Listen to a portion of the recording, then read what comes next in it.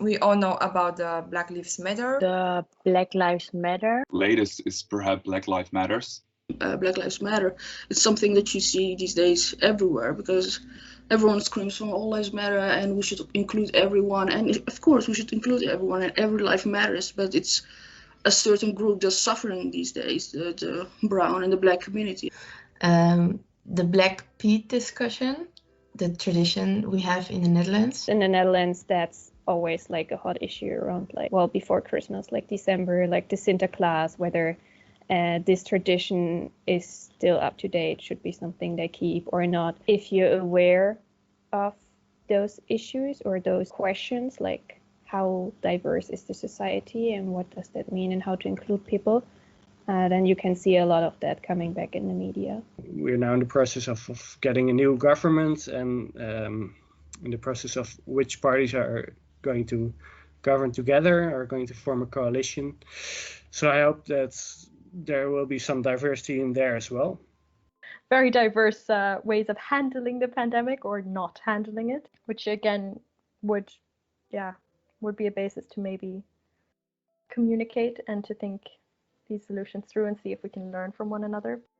Yeah, the elections for the parliament, perhaps that's diversity as well, because when you bring out your vote, you're voting for a certain team or a person that wants to include or wants to get rid of more or less diversity. But the elections with the states and everything, I know it has been now a while already, or a few months, but I just have the feeling that there was hardly diversity before, and now I can see more and more, even with parts that I see on social media, for example, where I follow BBC News, for example, or some American news as well, that suddenly there's more diversity of different representatives of politics, not only the white stereotypical man, but really having men and women from all kind of skin colors and religious backgrounds. Recently with COVID, we also saw how much violence and aggression started against Asian community all over the world, right? Because Corona pandemic seemed to hit, that was the source, which was again another issue of diversity, that how do we judge people based on their ethnicity or their look or because something happened in a certain region, and that kind of becomes an issue of hate crime. Our society is very polarized. If you look at the results of the election, I think that makes it more difficult to talk about diversity. Sometimes, to me, it looks like a war zone. We can talk about diversity, we can feel uncomfortable, but we have to talk about diversity. And the Golden Globes Awards were presented last week, and the jury only exists of white people. Maybe it's not a recent news, but the Prince Harry marrying an American. I mean, he is a prince, and then she's like an ordinary citizen. For me, the royal family, that shows diversity. And she's from a minority group as well. You know what I mean? And is white, and she's like mixed, mixed race. So for me, that union is like diversity. It's just very weird to me that people can be so aggressive to someone else based on their color or the way they act. Sometimes you see on the news someone is shot, and always I think about I have brothers, that could have been my brother, that could have been one of my other friends. It just feels very close. I do want to treat people the same as I got treated. Yeah, I don't want to show racist behavior, but I do think that I grew up in a society and in an environment where I was really privileged and kind of learned to maybe have racist thoughts without knowing it consciously. Yeah, in the future, I wanna treat people well, despite of what skin color or where they're from. It's important to get awareness about the diversity and about that people are different. When I look around me, there's still not too much diversity. I couldn't tell you one person in my closest circle that is from the far right, or I have also, to be quite honest, few dark-skinned friends, also not on a purpose sense, but just that the overall are just white. I have the feeling I cannot understand many challenges in the world because I see only people that share my points of view. Join talks about diversity and how it matters, basically educate myself and maybe people around me, but I don't think I have a direct influence on how diversity could be improved. I thought that I wasn't heard, but I was actually very selfish and did not want to listen to others because I thought my way was the best. I was good in, imagination, storytelling, but I was not the student who would be very good in, memorizing and reading and then writing down an exam. It horrified me. And at that time in my school, I was bullied and also not treated properly by my teachers and even by my parents, I would say. I sometimes also think that I might have been a bit, a slightly dyslexic. But nobody paid attention because, everybody wants their kids and their students to be just normal. I hated school. I used to just cry and nobody used to get me. And people at home used to think that what is wrong with her? Why cannot she just study? I'm really tall for Bulgarian, and Bulgarian people are quite short. So many kids at school was making fun of me, so being that tall, calling me names like giraffe or stork. When it comes to dividing your focus between your family and your job, I don't feel as if in my personal case or in my personal situation, I feel like I have equal opportunities compared to the men in the last year.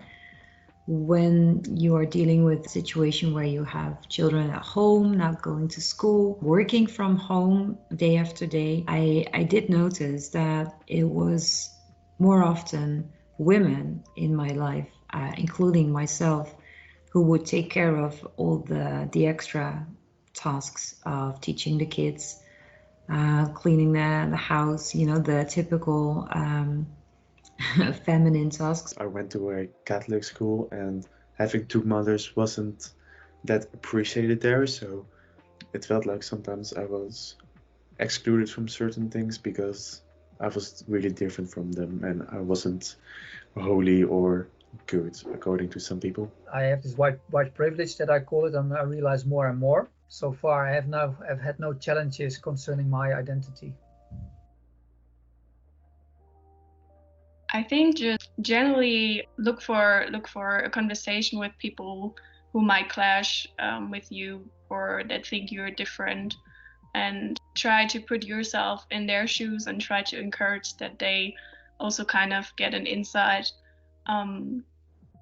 in your thinking. I remind myself that it's not always your own fault. It's not your fault that people are excluding you, or it's not your fault that you are different. There is nothing wrong with it. You just have to remind yourself that maybe this is not the right group for me. Maybe I should find a different group and different people. I face them and I keep doing what I think is important to do. Working full time, I like working, is important for me.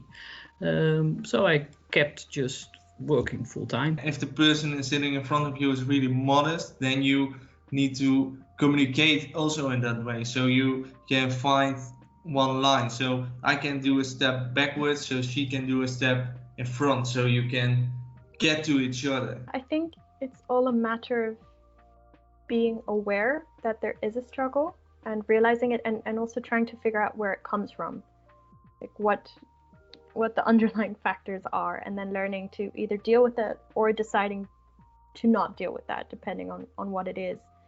So I think from my example of when I moved from New Zealand to Germany, it was definitely learning to embrace the culture that was then there, and making myself a little bit more adaptable, but also still sticking to what I believe to be right and what I enjoyed, but then finding a bit more of a compromise and really trying to understand the other position as well.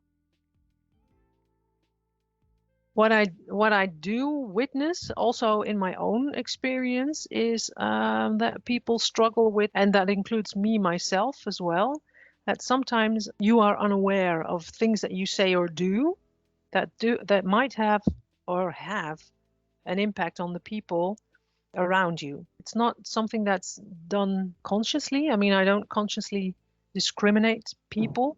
But I do realize that sometimes, yeah, I may overlook things that are very important for people, and I sometimes also myself lack some kind of empathy to understand where that particular person is at the moment that I speak to them. So, but these are things I think you can talk about. If people say, hey, you really stepped into my space here, or hey, that really did something to me that you said it like that, then there is the opening to talk about that and learn from that experience again. Personally, I've seen other people having to deal with it, mainly people of color studying in a mainly dominant white academic surrounding, and I've seen people struggle with that. There are stories by students, like if they're looking for an internship, and student with an exotic sounding name is some are finding it harder to find internships than the students with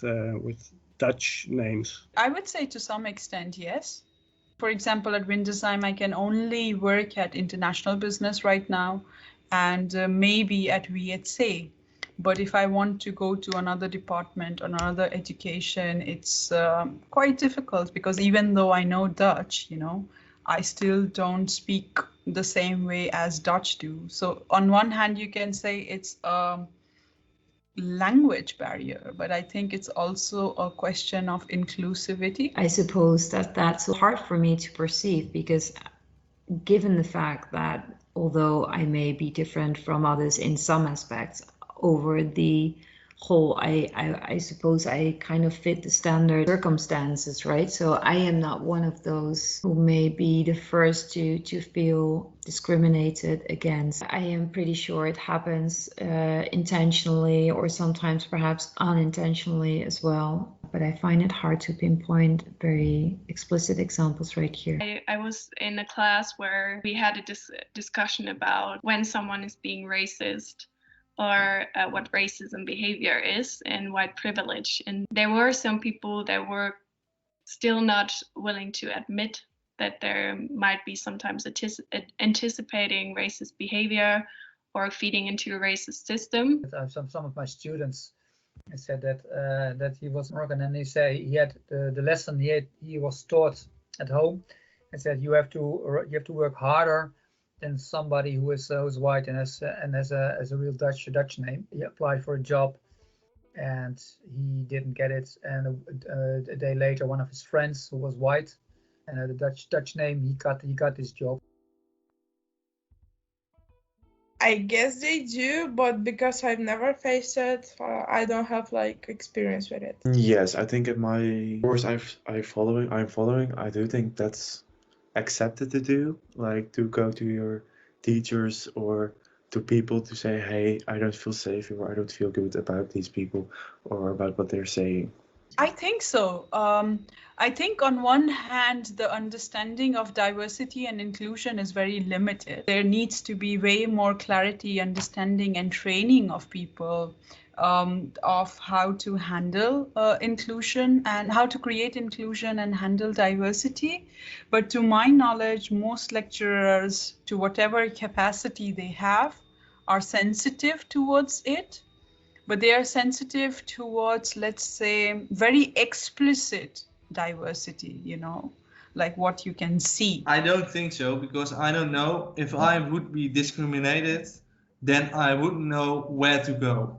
I think I will go to my personal coach and then hope it will make it out, but not really like there is something you can go to and say I'm being discriminated. You have to do it from yourself, and you have to make the big step. That's difficult for some people to go to your personal coach and say, yeah, I'm being discriminated at your school. I mean, there's minor things where maybe, especially at the start, when you get into your first project group and you're all used to very different ways of working, coming from different backgrounds, different education systems, that there is a period where you have to get to know the other person and their way of working, and that it might go a little bit slower than working with your friends or doing it on your own. but in the long run, it's definitely a benefit, and I think it is really encouraged by our environment at Windesheim. I can imagine it just makes people feel really unwelcome, and I've seen really, really horrible stuff happen because of that. Just people are just struggling with their study as a whole, you know.